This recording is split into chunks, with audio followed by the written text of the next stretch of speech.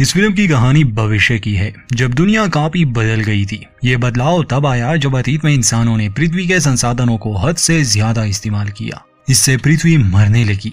इसके बाद युद्ध हुए, मगर आखिरी समय पर जब मानवता मिटने वाली थी तो बचे कुचे काबिल वैज्ञानिकों ने ऊर्जा का एक स्रोत ढूंढ लिया। उन्होंने खास तरह का पुल बनाया जिससे वो अपने लिए ऊर्जा ले सकते थे, और उनका कहना था कि ये पुल धरती को कोई नुकसान भी नहीं पहुंचाएगा। उनका ये प्रयोग काम करता है और मानव जाति के लिए एक नई शुरुआत होती है। मगर इसके बाद भी युद्ध खत्म नहीं हो रहे थे, क्योंकि रंग और नस्ल को लेकर वो हमेशा लड़ते रहते थे। तो इसका एक हल निकाला गया। हर इंसान जब उसकी उम्र 16 साल हो जाती तो उसे एक खास ऑपरेशन से गुजरना पड़ता जो उसे पूरी तरह से बदल देता, अंदर से भी और बाहर से भी। वो खूबसूरत बन जाता, परफेक्ट बन जाता, ऐसे सब बराबर हो जाते और लोगों के बीच नफरत खत्म हो गए। मगर जो लोग अभी भी इस ऑपरेशन से नहीं गुजरे थे, यानी 16 साल से कम उम्र के लोग, उन्हें एक अलग जगह में रखा जाता। उन्हें कहते अगलीज, यानी बदसूरत। हर किसी का ये सपना होता कि वो भी खूबसूरत बन जाए और बाकी सबकी तरह शहर में हंसी खुशी अपनी जिंदगी बिताए। मगर ये पूरा सच नहीं था। कुछ राज है जो आगे खुलेंगे।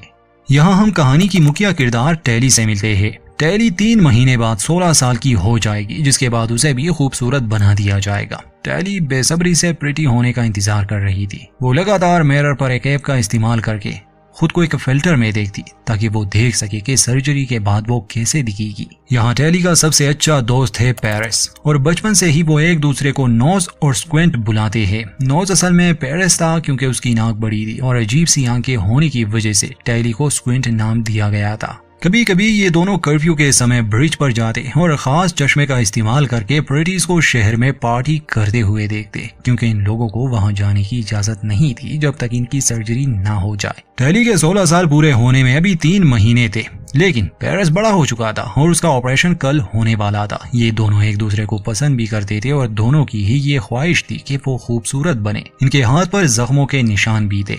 इन्होंने एक दूसरे से वादा किया था कि सर्जरी के बाद भी वो इसे नहीं मिटाएंगे, ताकि इन दोनों को अपना बचपन याद रहे और अपनी दोस्ती भी। तभी एक पेट्रोल ड्रोन वहां से गुजरता है तो ये दोनों डॉर्म्स में वापस आ जाते हैं। अगले दिन असेंबली के दौरान टैली कुछ स्टूडेंट्स को द स्मोक के बारे में बात करते हुए सुनती है। ये एक छुपी जगह थी जो शहर से बाहर है, जिसे डेविड नाम का एक आदमी चलाता है। कहते हैं कि कई लोग शहर से भागकर वहां छुप जाते हैं, लेकिन ज्यादातर स्टूडेंट्स को लगता है कि ये जगह सच नहीं है। असल में स्मोक एक ऐसा ग्रुप है जो इस सब को गलत मानता है। उनकी कहानी आगे सामने आएगी। इतने में गवर्नर केबल का एक होलोग्राम सबके सामने आता है, जो प्रिटी और परफेक्ट होने पर एक भाषण देती है। असल में ये सब इसी औरत के कंट्रोल में है। फिर जब लोगों को बुलाया जाता है जो 16 साल के हो चुके हैं, टैली पेरिस को अलविदा कहती है और उसे 1 महीने बाद ब्रिज पर मिलने का वादा भी करती है। शाम को दिखाया जाता है कि टैली उस समय को याद कर रही है जब वो पेरिस से पहली बार मिली थी। उन्होंने एक दूसरे के नाम रखे और जल्द ही अच्छे दोस्त बन गए। एक दिन पेरिस ने गलती से अपना हाथ काट लिया। जब वो टैली से टैबलेट ले रहा था तो टैली ने भी अपने हाथ पर वैसे ही एक निशान बनाया और दोनों ने वादा किया कि वो हमेशा दोस्त रहेंगे। खैर समय गुजरता है और टैली इंतजार करती रही। फिर 1 महीना बीत जाता है, मगर उसका पेरिस से कोई संपर्क नहीं हुआ। आज वो खुश थी क्योंकि ये लोग चुपके से ब्रिज पर मिलने वाले थे। वैसे इन लोगों को बाहर जाने की इजाजत भी नहीं थी, मगर टैली सिस्टम को हैक कर सकती थी। टैली अपने रिंग का इस्तेमाल करके विंडो को हैक करती है और रिंग को वहीं छोड़कर वो वहां से निकल गई, क्योंकि उसमें ट्रैकर लगा था। वो चुपके से निकलती है और ब्रिज तक पहुंच जाती है, लेकिन पेरिस उससे मिलने नहीं आया। जब काफी देर हो जाती है तो टैली को फिक्र होने लगी, इसलिए एक रस्सी के सहारे वो ऊपर चढ़ती है और शहर जाने का फैसला करती है। शहर में पहुंचकर बहुत भीड़ थी, मगर उसे एक मास्क मिल जाता है। टैली उसे उठाती है और पहन लेती है। मास्क पहनते ही उसके शरीर पर एक होलोग्राम बन जाता है, मानो जैसे वो एक सुंदर ड्रेस बनी हो। अब टैली पार्टी में घुस गई थी और वो वहाँ की सजावट देखकर हैरान भी थी, खुश भी थी। खैर अंत में वो अपने दोस्त पेरिस को ढूंढ लेती है, जो पूरी तरह से बदल गया था। टैली अपना मास्क उतारकर पूछती है कि वो ब्रिज पर क्यों नहीं आया, तो पेरिस समझाता है कि अब सब कुछ बदल गया है। भला वो वहाँ क्या बात करते। उसकी बातें अजीब सी बन गई थी। उसके हाथ का निशान भी गायब था। इस बात से टैली को बहुत दुख हुआ। कि उसने अपना वादा तोड़ दिया। तभी सिक्योरिटी सिस्टम उसकी मौजूदगी को डिटेक्ट कर लेता है, इसलिए टेरी को वहां से भागना पड़ा। जब वो एक बालकनी में फंस गई तो वो एक खास तरह का जैकेट चुरा लेती है। वो एक ऊंची जगह से कूदने वाली थी और कूद भी जाती है, मगर वो जैकेट उसे बचा लेता है। टेरी ब्रिज तक तो पहुंच गई, मगर ड्रोन अब भी उसका पीछा कर रहा था। वो गलती से एक पत्थर को पानी में गिरा देती है तो एक ड्रोन उसे ढूंढ लेता है। अचानक उसकी क्लासमेट जिसका नाम शे है वो वहां पर आई। वो टेली को अपने हवा बोट पर बिठा लेती है ताकि दोनों भाग सके। ड्रोन उनका पीछा करता है, लेकिन शे काफी तेज थी। जंगल से होते हुए ये लोग उन ड्रोन से बच निकलते हैं। वैसे इन दोनों को इसमें काफी मजा आया। शे का शुक्रिया अदा करने के लिए टेली किचन में घुसकर कुछ स्नैक्स चुरा लेती है। दोनों के बीच काफी बातें हुई। उन्हें पता चला कि दोनों का बर्थडे एक ही दिन है। इनके बीच दोस्ती हो गई। अगले दिन शे एक दूसरा हवा बोट लाती है और टेली को उसे चलाना सिखाती है। शे इसे चलाने में बहुत अच्छी थी, मगर टेली भी धीरे धीरे सीख रही थी। स्कूल में टेली को काफी हैरानी हुई जब कुछ लड़कियां शे को एक किताब वापस देती है, क्योंकि अब किताबें ज्यादा थी नहीं। पुरानी दुनिया को तो लोग भूल ही चुके थे, जैसे जंगलों में रहना, अपना खाना उगाना। अब तो लोग शहरों में रहते थे। जिन लोगों का जिक्र हुआ था यानी द स्मोक, वो जंगलों में ही रहते हैं।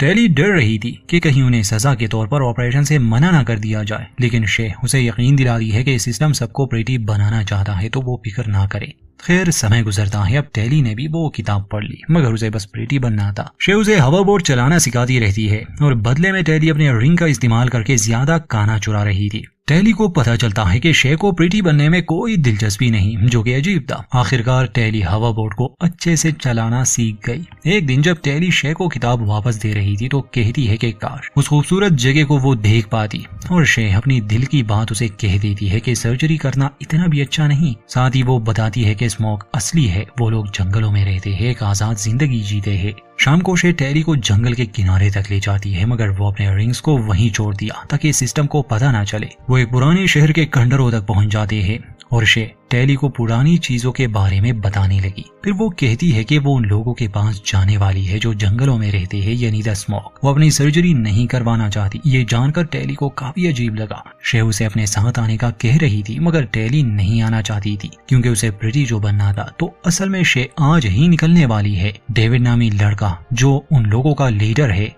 उनके साथ। खैर जाते जाते शे टेली को एक लेटर देती है कि अगर उसका मन बदले तो वो उनके पास रहने के लिए आ सकती है। इसके बाद शे चली जाती है।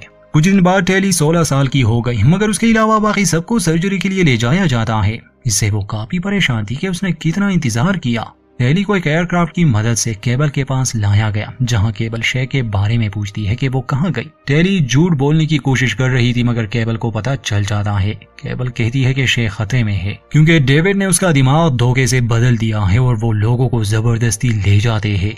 जब टेली कुछ नहीं बताती, केबल उसे सर्जरी के बिना वापस डोम में भेज देती है। उस रात टेली एक आवाज सुनती है। देखती है कि पेरिस उसके विंडो पर आया है। वो टेली को समझाने आया था कि वो केबल को सच बताए। खैर अपनी दोस्त की बात मानकर वो केबल का साथ देती है। केबल कहती है कि डेविड एक हथियार बना रहा है जो शहर तबाह कर देगा, इसलिए टेली को द स्मोक में घुसना होगा। वो मदद के लिए मान गई और केबल वादा करती है कि अगर वो सफल रही तो उसे सर्जरी मिल जाएगी। केबल मम्मी देखो मेरा न्यू फोन। पहले दरवाजा खोल दे, कबाड़ी वाली होगी। कबाड़ी वाली? पर ये सनग्लासेस, इयररिंग, बैग, सैंडल्स ये सब तो मेरे हैं। है नहीं थे, टूट गए तो तूने तो फेंक दिए और मैंने चिपका लिए। Oh no! Oh yes.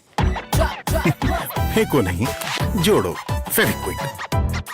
Tele को एक हार दे रही है जो उसकी आंखों में फ्लैश करता है और बताती है कि जब वो हथियार का लोकेशन ढूंढ ले तो इस हार को एक्टिवेट करे। शे ने जाते हुए टेली को एक पहेली दी थी, मतलब खुलकर नहीं बताया था कि वो कहाँ मिलेगी, इसलिए वो उसकी तलाश में निकल गई। वो शहर से काफी दूर आ गई। एक रात आराम करने के लिए वो एक मैदान में सो रही थी जहाँ वो नए बनाए गए पुल थे, मगर अचानक रात को आग लग गई। तब एक आदमी उसे बचा लेता है। टेली डरी हुई थी, पूछती है कि वो कौन है। वो आदमी अपना मास्क उतारता है। असल में वो डेविड था। जिसकी कहानियां टेली ने सुनी थी, मतलब सच में द स्मोक है। डेविड पहले तो उसके पैर में लगे ट्रैकर को निकाल लेता है, मगर हार में लगा ट्रैकर उसका डिवाइस से डिटेक्ट नहीं कर पाता। इसके बाद डेविड उसे अपने साथ ले गया। वहाँ केबल पेरिस से बात करती है, जहाँ वो उसके इमोशन के बारे में पूछती है जब वो टेली से मिला। खैर उसका कहना था कि मुझे वो सब फिर से याद आने लगा, तो केबल उसे एक ऑफर करती है कि वो उसे अपग्रेड कर सकती है, वो सबसे खास होगा उनके स्काउट्स में से एक। पेरिस मान गया और दोबारा उसकी सर्जरी होती है। सुबह डेविड और टेली एक स्मोक चौकी तक पहुंचते हैं, जहां टेली अपनी दोस्त शे से मिली। एक दूसरे को फिर से देखकर उन्हें बहुत खुशी हुई, क्योंकि टेली शे की दोस्त थी, इसलिए किसी को उस पर शक नहीं होता। पर असलियत में टेली तो जासूसी करने आई थी। ये जानकर टेली हैरान भी थी कि यहाँ रहने वाले लोग तो बहुत खुश है, जबकि केबल ने कहा था कि वो उसे जबरदस्ती ले गए। शे को लगता है कि टेली उसे वापस ले जाने के लिए आई है। इस बात पर झगड़ा हो गया, लेकिन टेली का कहना था कि वो द स्मोक को एक मौका देना चाहती है। अगले दिन टेली को पता चला कि ये स्मोक वाले जानबूझकर उन पुलों को आग लगा देते हैं, जो कि ऊर्जा का एक स्रोत है। ये जानकर उसे बुरा लगा, मगर द स्मोक वाले उसे सच दिखाते हैं। असल में ये पुल जहाँ भी होते वो जमीन बंजर हो जाती। असल में ये धरती को मार रहे थे, और जो सरकार थी वो चाहती थी कि लोग शहरों में ही रहे, क्योंकि वो उन्हें काबू में रखना चाहते थे। सबूत के तौर पर टेली को वहां ले जाया जाता है जहां तक ये पुल पहले थे।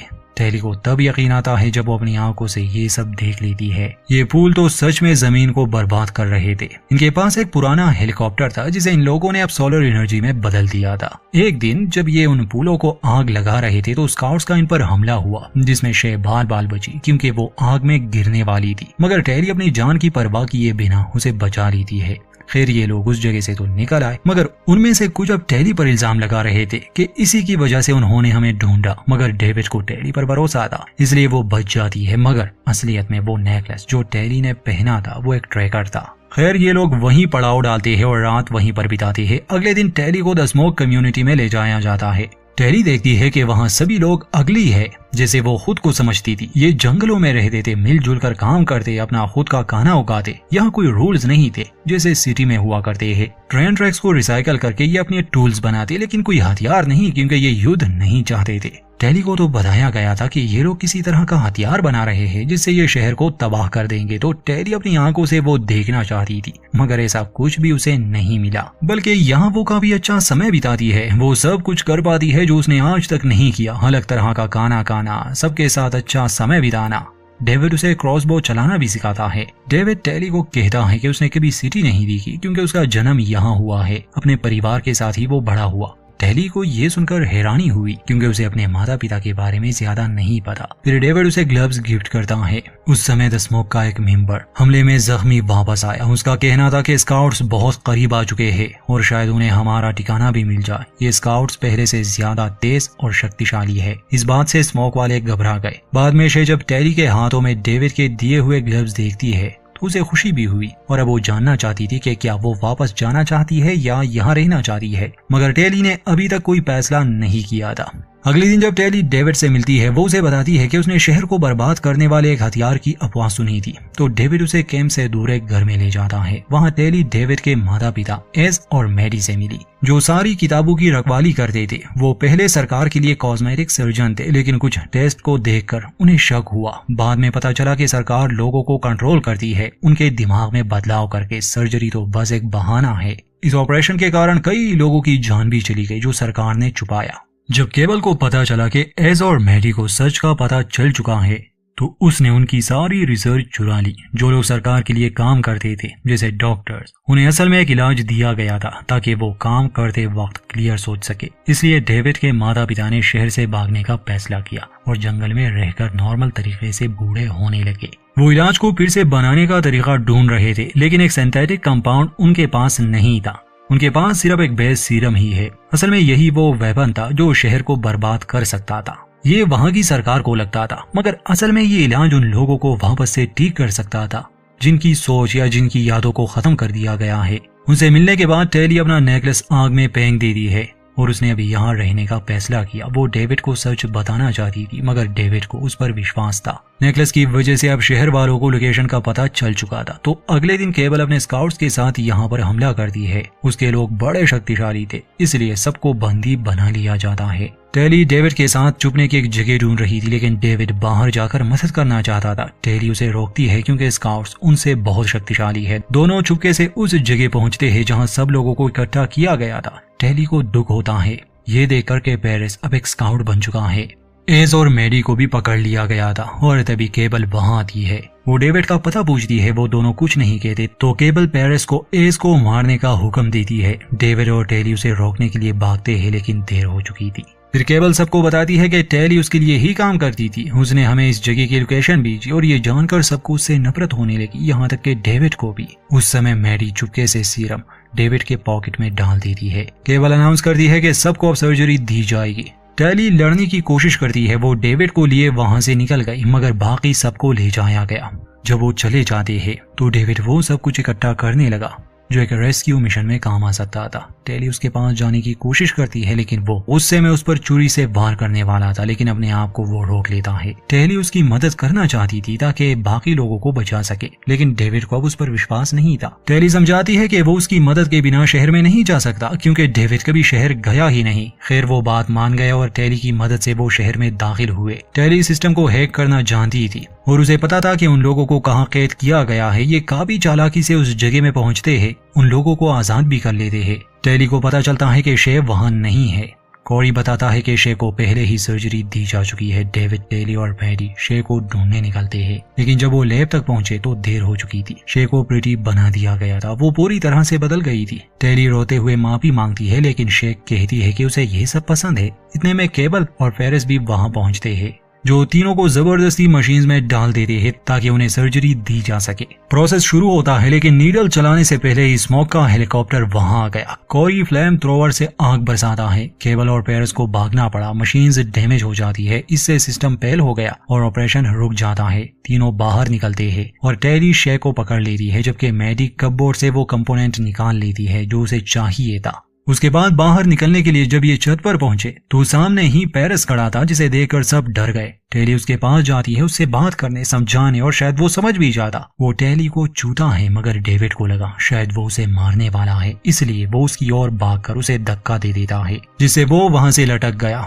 आखिरी समय पर वो टेली को स्क्विंट बुलाता है और गिर जाता है। इसके बाद ये लोग हवा बोर्ड्स का यूज करके भाग गए। कुछ समय के लिए ये एक शहर में छुप जाते हैं जहाँ टेली चाहती थी कि डेविड की माँ शे को ठीक करे, मगर वो बदलना नहीं चाहती थी और किसी पर तो ये सीरम टेस्ट करना ही था, इसलिए टेली खुद पीछे रह गई ताकि जब उसे बदल दिया जाए तो वो उस पर सीरम ट्राई करे, और ऐसा करते करते वो सभी लोगों को ठीक कर देंगे। टेली को पकड़ लिया जाता है। अंत में हम देखते हैं कि उसे भी प्रेटी बना दिया गया, मगर उसके हाथ पर वो निशान अब भी था जो इस बात की तरफ इशारा है कि उसका अपने दिमाग पर काबू है और असल में वो द स्मोक की जासूस है। इसी के साथ द अगलीज फिल्म का अंत होता है। दोस्तों, फिल्म में दिखाए गए कॉन्सेप्ट को आप एजुकेशन सिस्टम से कंपेयर कर सकते हैं।